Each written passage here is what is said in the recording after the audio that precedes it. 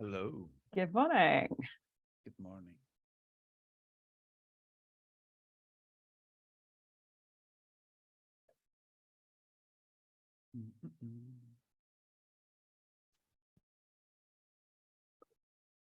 Hi, everybody. Hello. Michaela, you are too tanned for this season of the year.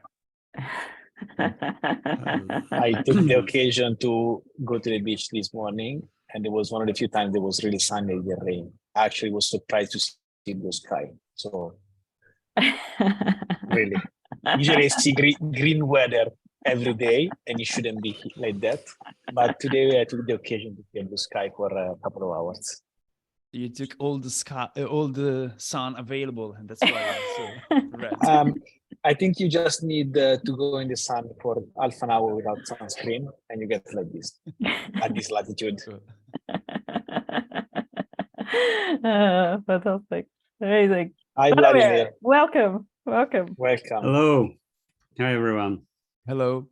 Hey, great to have you. Great to have you. So, Thank you. let me see. Cool. So we are at time. So let us kick off. So welcome everyone. This is our APAC EMEA Delivery Weekly, and it is the 30th of November. So few people have got time off planned in or are currently ongoing. So take a look through those, and then discussion items. Michele, I think you added this, so I'll let you do the honors. Yeah, wanted to introduce Vladimir to the team. Vladimir is joining us from what was the company after Open Vladimir joined from? I don't remember. Spriker. Spriker. So, I worked there for like 5 months only. So, but in prior to Spriker, I used to work at Hopin together with Michele. Well, not together, but at the in the different teams. But yeah. So Vladimir is joining us in delivery system, right? And yeah. I can give a brief introduction. Yes. So my name is Vladimir. I'm based in Zurich, Switzerland. So well, actually, I started my career a long time ago at CERN, which is like the biggest nuclear physics research center in Europe, and also where the web was born. I spent 10 years working there. Then I moved to Zurich from Geneva, working at Microsoft. At Microsoft, I spent like 6 years. And then there were like a couple of startups, including Hopin and Spriker, and now I'm here. So I'm a big fan of Kubernetes and cloud native ecosystem. I have some experience migrating systems to Kubernetes and adopting like the cloud native stack to the whole company. And on my leisure time, I'm a sailor, so I have a sailing boat stays on Azores Islands now in Portugal, and spend most of our kids' holidays in Portugal, sailing and working from my boat. So that's about me. And I'm so jealous with Michele because he's now having sun and good weather, and here in Zurich is like a super gloomy and and dark and very bad. Fantastic. Well, welcome again. Welcome. Great to have you here. I will do the quick shout out for everyone who haven't yet spoken to Vladimir or who hasn't done it outside of an interview. Please chuck in a coffee chat so that you can all get to know each other. Awesome. Cool. Thank you. So on to B. I wanted to mostly just give a bit of a heads up, but also check in if we need to do any kind of extra planning. So we have the SLAP migration is planned for Saturday, 3rd of December. Our Current plans are Slack will be unavailable for around 6 hours on Saturday. I think it starts at 2 p.m. UTC, so overnight for you, Graham, and sort of late afternoon for the rest of us. Now, we are assuming that once the migration is finished, everything will come back up and just work. And if that's going to be the case, we will find out. But kind of a little bit around obviously the 6 hours, but also the fact that we can't guarantee that everything's going to just come back up and work. We have got an issue open to plan a kind of mitigation so that if there is a serious incident, we have some way of recovering if we need to. So Alessio, are you okay to work with Ruben and see if we can get something in place for Saturday? So I started working on this. I've wrote how we can roll back, and then I left a couple of questions here in the agenda because these are things that I don't know right now. So maybe someone knows and can follow up on them in the issue. Question are, how do we drain canary or verify canary status without Slack? I have no idea because I've always done just Slack. We've got us SREs have tooling, so that's fine. It's a CLI tool that we can, with those with SSH access onto the machines, can just run and it blasts out what the ChatOps command would normally do. So it's fine. Okay. The other thing is about, do we need to take care about feature flag as well or not? I'm expecting that Slack is not available, so no one can change them. But whatever reason, something that got changed. Don't say we always Friday? maintain? Yeah. Don't we always maintain the Rails console for that? Yeah, but I'm thinking about in case of an outage or something like this, how do we go in and checking we have to log into the Rails console and get them from the code base basically, right? So features enabled. Yeah. So it's manual. Okay. I mean, I think probably it's worth taking a note. If we have No, to it deal is. with we have to get into the Rails console. I Okay. think this is another thing we should just have a chat with someone from reliability. At the moment, to get access to a Rails console, you use Teleport, and that puts like a request in the Slack in a Slack channel that a SRE sees and clicks the approve button. Okay. So I'm pretty sure it still works without Slack. I think that's just a nice thing for us, but I'm pretty sure they can still do it in the Teleport app. But we should have someone who knows all that confirm that, and we should also have an SRE confirm that they can still get a Rails console with their admin credentials going around Teleport. I know they had a SRE have direct access to SSH. yeah, exactly. So we just need to make sure, as long as someone like the EOC or someone can be like, yep, I'll go on and change this if we absolutely have to, kind of thing. Mm-hmm. Okay, I can follow up on that. There is a temporary Slack workplace being set up, so the EOCs will all have access there. So I'll add on to the issue that's tracking that. So they should, like, we're assuming the EOC will be able to do these things in the event of a problem, and then we can just ask them to cover.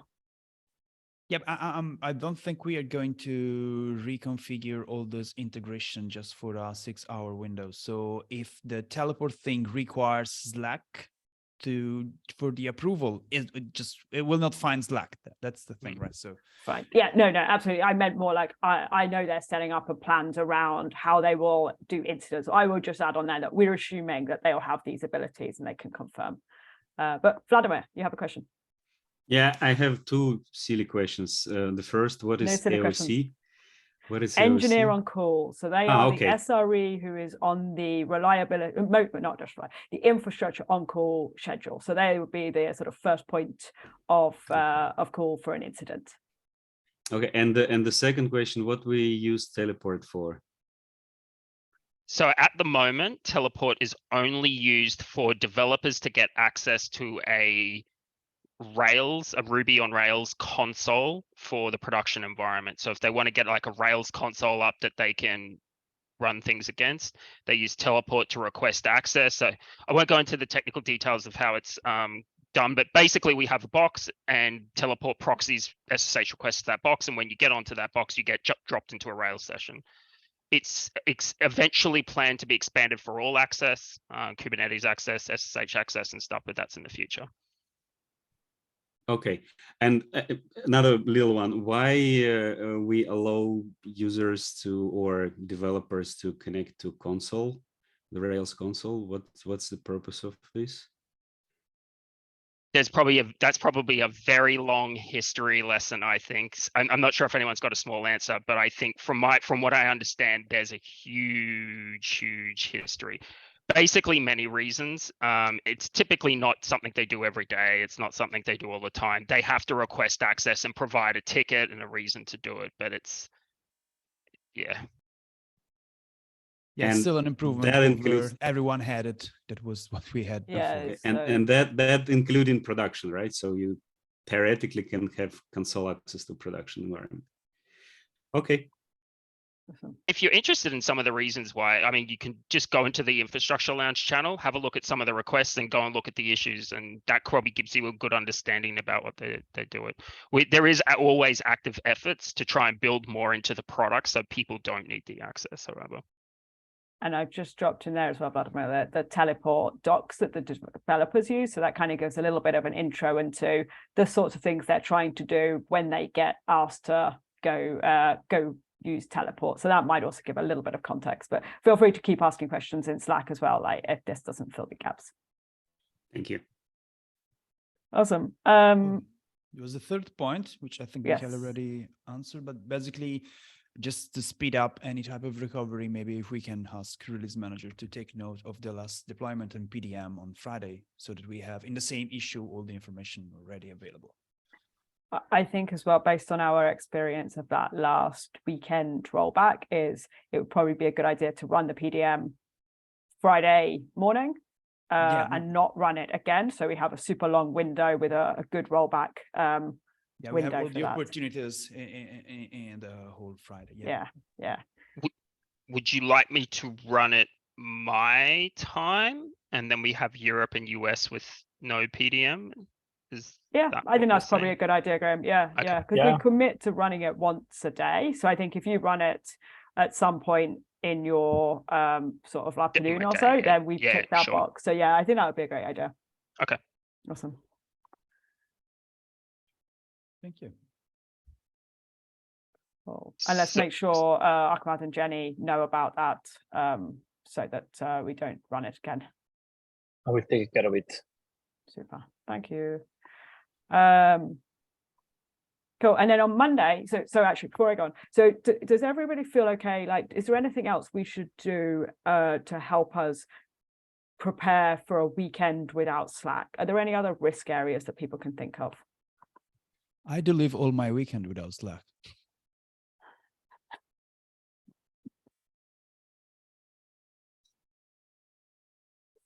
Yeah, you won't be able to read the social chats on Saturday afternoon when you're bored. I put a calendar notification to remind me to check ChatOps or deploy status if it works on when I wake up. So I want to be the first one to see if everything So- is working or not. Jokes apart, I think around 4 a.m. UTC or midnight UTC, I don't remember. We run the auto deploy sync job. So it basically is checking who's the release manager, is reassigning issues, permissions, and things like that. So one of this operation will ask Slack about the list of release managers, the group handled. So this will probably be the first sign of something is not working. And I suspect this will fall in Graham's afternoon, midnight UTC. What is it in? Is it in your afternoon? Yeah. It'll be so what is it? 4 a.m. So 2 p.m. I don't remember if it's 4 my a.m. afternoon. or if Sure. it's midnight. I can't remember. Either top of my way, head. it's somewhere in the middle of my day. Yes. Actually, that's a good question in general. I'm just double checking the date. So it will be over by my Sunday. I'm just checking. So I will be the first person coming into the office after this migrate, Yeah. quote unquote. And there will coming be into no the- Slack. Yeah, that's cool. Is there a run book, or has anyone got any steps they would like me to do first thing and then I come in? Yes, Because I'll that's be the point online. below. Yes. So Okay, cool. yes, I do. We do have some stuff that would be good to check. So before we jump to that,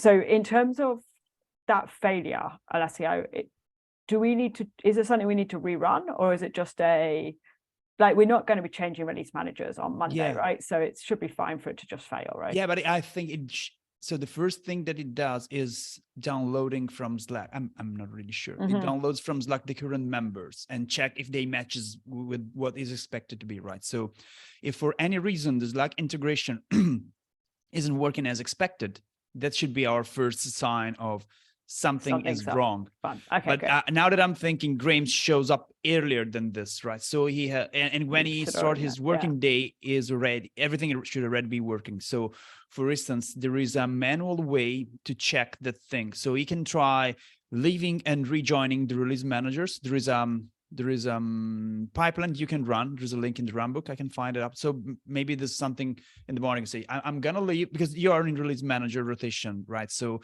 you can leave the handle at the beginning of your day and see if you receive the Slack message that says, yeah, you are no longer release manager. And then you can rejoin. So, and this will tell us, okay, this thing is working. And then there are all the things about the notification about deployments and things like that. But this it's a question back to you. So when you start your day, are there already deployments? No, because we are in changelog.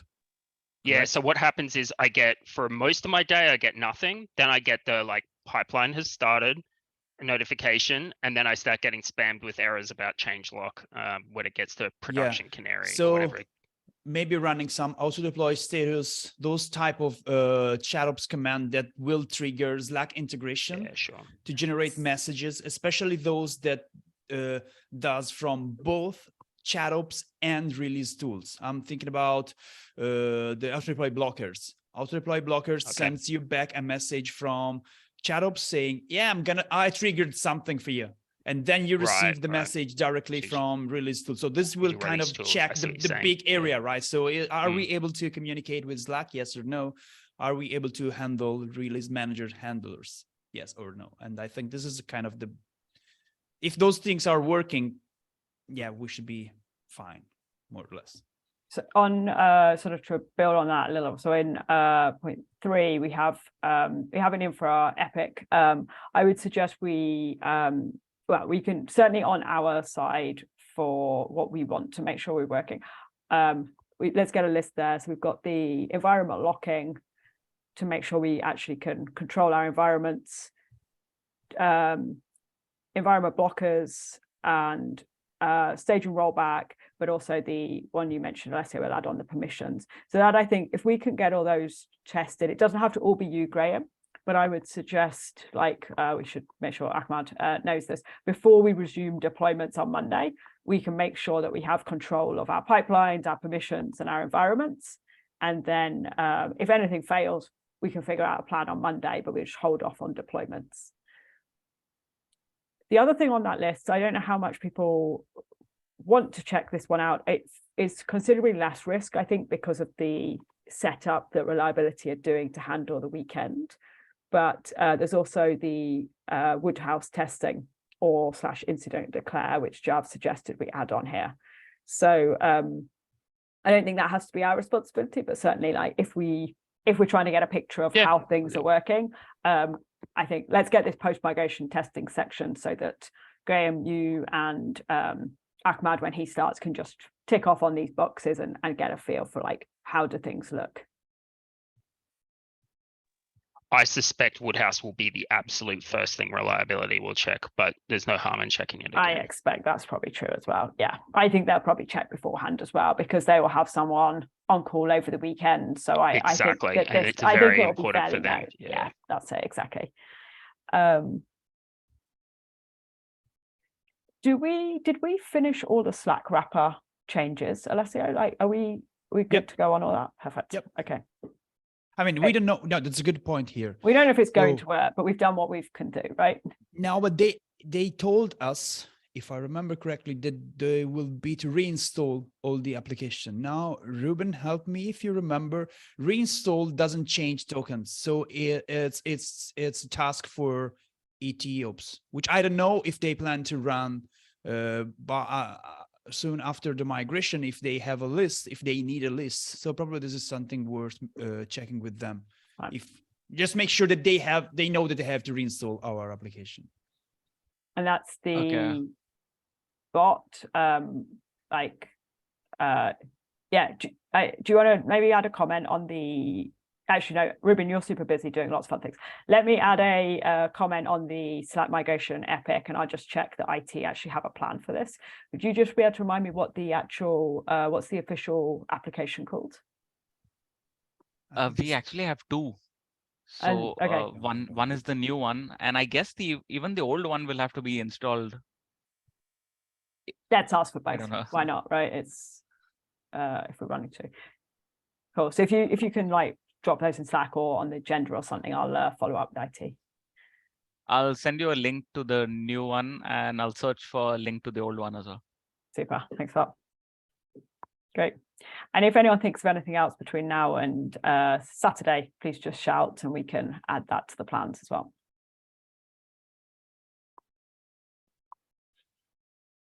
Great. I'm going to skip the release manager section. We actually haven't got any other release managers going to here, but I assume it was all covered on Monday anyway. So unless there's anything additional anyone wants to cover, I'll skip. Was there anything else anyone wants to bring up on this recording? No?